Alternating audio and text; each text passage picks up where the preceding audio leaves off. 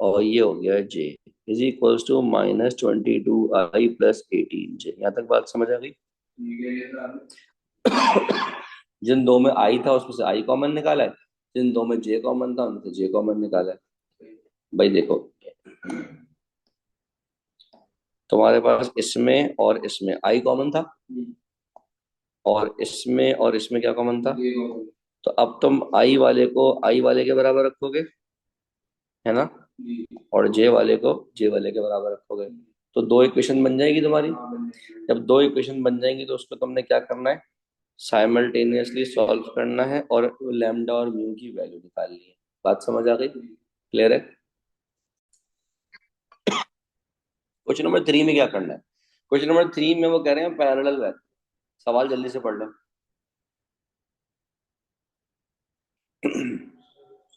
Parallel vector का मतलब क्या है? ये डायरेक्शन यूज करेगा सिर्फ, और डायरेक्शन कहाँ से मिलती है? यूनिट वेक्टर से मिलती है। तो हमें सबसे पहले क्या करना है, यूनिट वेक्टर निकालना है। तो हम क्या करेंगे बेटा, इसका यूनिट वेक्टर निकालेंगे। यूनिट वेक्टर का मैग्नीट्यूड कितना होता है? 1। उसने कितना मांगा है? 20। तो क्या करेंगे, मल्टीप्लाई बाय 20 कर देंगे। तो क्वेश्चन नंबर 3 में ये बात लिखना चाहें तो लिख लें कि यूनिट वेक्टर मल्टीप्लाई बाय 20, और क्वेश्चन नंबर 4 में लिख लें unit vector multiply by 39। Question number आप लोगों ने 3 करना है, क्वेश्चन नंबर 4 करना है। मेंशन कर लें जल्दी से अपने पास। आगे चले। क्वेश्चन नंबर 5 में यूनिट वेक्टर निकालना है, आप लोगों को आता है। क्वेश्चन नंबर 6 में आप लोग पार्ट बी और सी कर लीजिएगा। मेंशन कर ले अपने पास, क्वेश्चन नंबर 6 में आपने पार्ट बी और पार्ट सी करना है।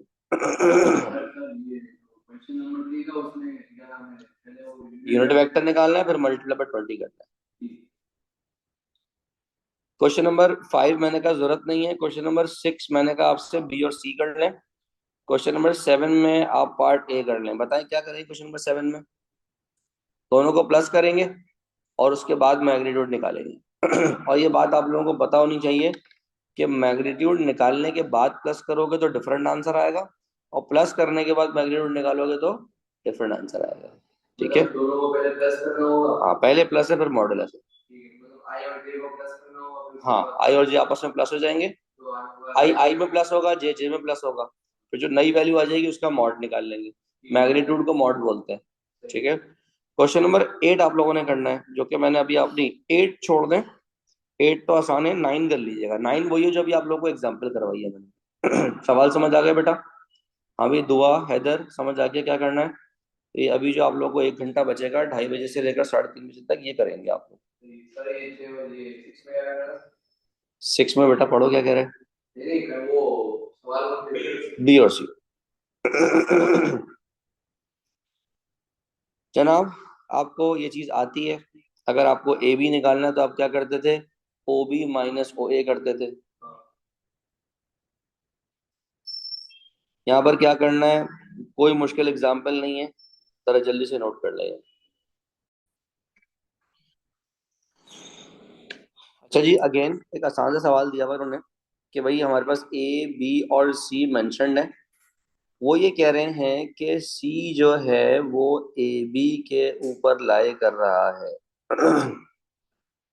देखें, जब दो वेक्टर्स पैरेलल होते हैं या कोलिनियर पॉइंट्स होते हैं तो आप याद रखें कि हम इसको कैसे लिख सकते हैं।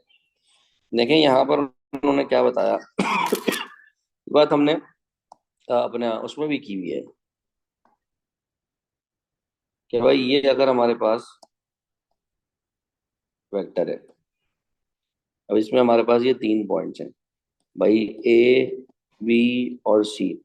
तो A B C are collinear, ऐसा ही है।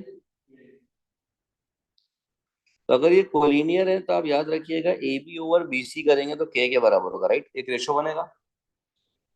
तो इसका मतलब है हम ये लिख सकते हैं कि ए बी जो है वो क्या है, के टाइम्स बी सी है। तो अब यहाँ पर ए बी इक्वल्स टू के टाइम्स बी सी लिखें या ए बी इक्वल्स टू के टाइम्स ए सी लिखें, कोई ना कोई रेशो यहाँ पर होगा। तो याद रखें जब भी कोलिनियर होगा तो आप ये वाली चीज यूज करेंगे। अब इसमें रेशो भी जब भी आएगा तो भी आप ये यूज करें। रेशो वाले सवाल भी आगे जाके आएंगे कि भाई जो है वो इसको इतने रेशो में कट कर रहा है। तो रेशो थ्योरम भी आप मेंशन कर लें।